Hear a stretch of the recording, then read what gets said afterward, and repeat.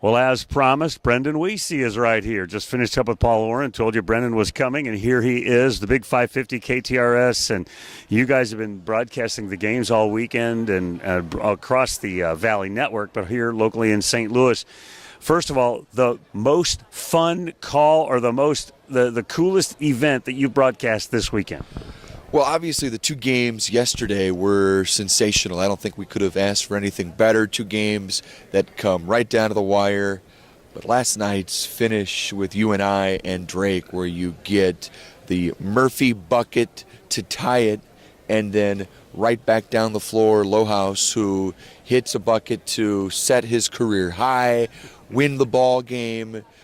Just a dominating performance. I think we looked at the number last night. It was something like 77% he shot from inside the arc. If you take away his three-point attempts, it got to a point where you just knew, whether it was from the free throw line, whether he was 16 feet away, he was knocking down everything. Harry, you've seen a bunch of these. It's got to be among the greatest performances in this tournament that we've ever seen. It was unbelievable. And after the game, Ben Jacobson in the press conference just starts talking about Wyatt and starts tearing up. I mean, thinking about his senior. I tweeted out last night, he was a senior that won't go home. I mean, those are the kinds of, performances you hope to see in a tournament like this. Today, we've got Bradley, Northern Iowa, and I think it's a really great matchup. They split their regular season games. Just give us a brief thought about that, and then I want to talk more about the radio station. Absolutely. So, We're guaranteed to have the highest seed to ever win this tournament. That's guaranteed. But Bradley's I think we knew heading into this they're better than the 5 seed told us, because they were among the they weren't the favorite to start the year, but I think we all knew they were taking a step in the right direction this year. So when they started 0-5, it was really shocking. I really liked the way the way they played in the non-conference. They got some good early wins, and then they're 0-5. I remember that 5th consecutive loss, thinking, this team's done. Yeah. And then they win, I think, a game or two, and then they end up losing to Missouri State. I think it was in Springfield, where they just got smacked. They didn't even get 40 points in the game, and that's another, like, how are they going to bounce back from this? They're destined to be the last place team in the league, but here they are. It was a work in progress for a while.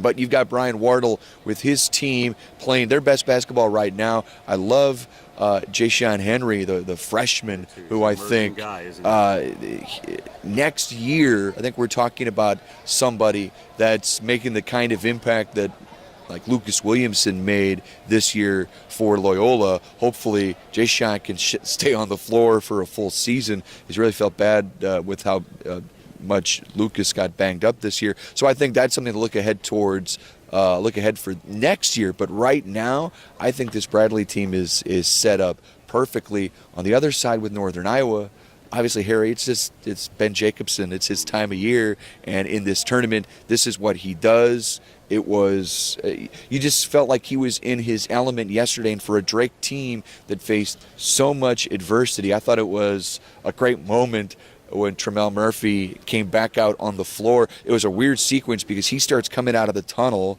Sturts hits that 3 almost seconds later, and you kind of got chills because you're like, wow, Drake is really going to pull this off. And they almost did with that patchwork lineup without their first-team all-conference player, Nick McGlynn. And, of course, to go along with losing Wilkins and Norton, Wilkins last week, Norton at the start of the year, it was really a crazy turn of events.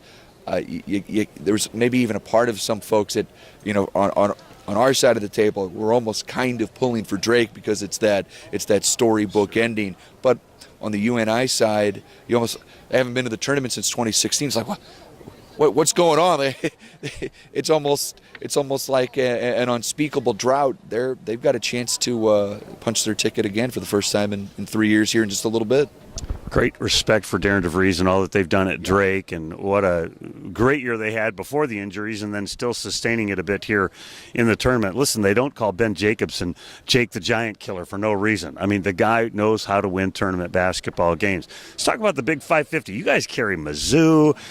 You do all this stuff with the Valley. Tell us a little bit about the sports part of KTRS. And we've got St. Louis FC soccer. I think we probably cover soccer better than anybody else in town with Dale Schilly and Jim Hewer, who does the play-by-play for St. Louis FC, and Bill McDermott. I think we've got that covered. Soccer, Bill McDermott. Without question. And then, getting to do the Valley and our weekly Valley show that happens during the basketball season. And it's also, Harry, been great to have you a part of our team this weekend. You called a couple games on Friday night, and I really appreciate it. And I think we've kind of gotten into a groove a little bit, and I feel like this is sort of our chance at this tournament as sort of our showcase, because I think KTRS gets lost in the shuffle a lot because we don't have the Cardinals anymore. Obviously, they did way back when. We don't have the Blues, but we have Mizzou. We have soccer. We have the Valley. There's a lot going on, even though it's not the two premier professional sports teams. We've got Ben Fredrickson from the Post-Dispatch, Jim Thomas from the Post-Dispatch, Howard Richards.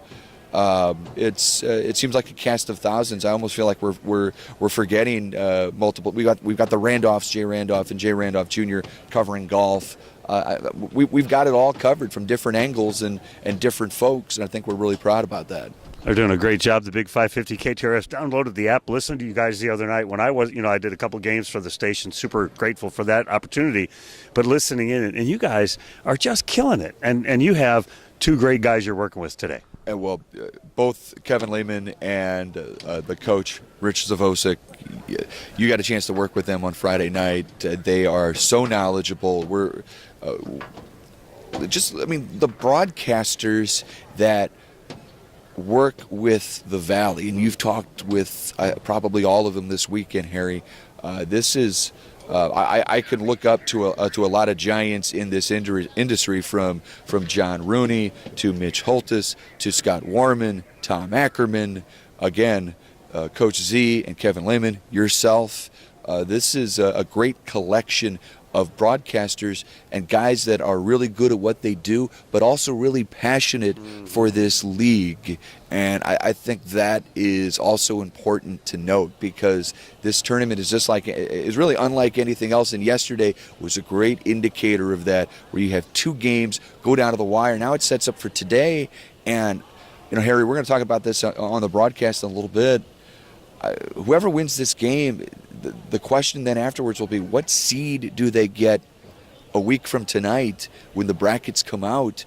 The Valley's not used to getting, anything really above or 12 or 13. Heck, Loyola was an 11 last year, if I'm not mistaken, and they've had even better seeds than that. We're going to have either the 5 or 6 seed win. They're going to be right around Bradley, slightly above 500. Northern Iowa would be right at it. I think they're probably looking at a 15, right? 15 or 16, yeah. I think they're in trouble. Can you imagine Can you imagine a 16 seed Bradley? You're the 1 seed having to play a team that plays the type of defense Bradley does, that has the athletes Bradley does. Again, you could see it with UNI.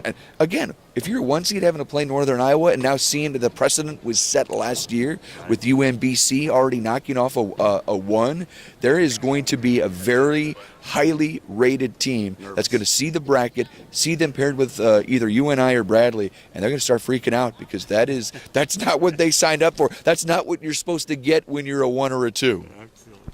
I need to let him rest his voice. He's been cranking it out all weekend. He's got one more big game today. Brendan Wiese, thanks for your time. Harry, thank you. He is at the Big 550 KTRS. Tune in to their app today or their website to listen to the game, and you'll enjoy it. You'll really appreciate their fine work. You're watching Voices of the Valley here on ValleyHoopsInsider.com.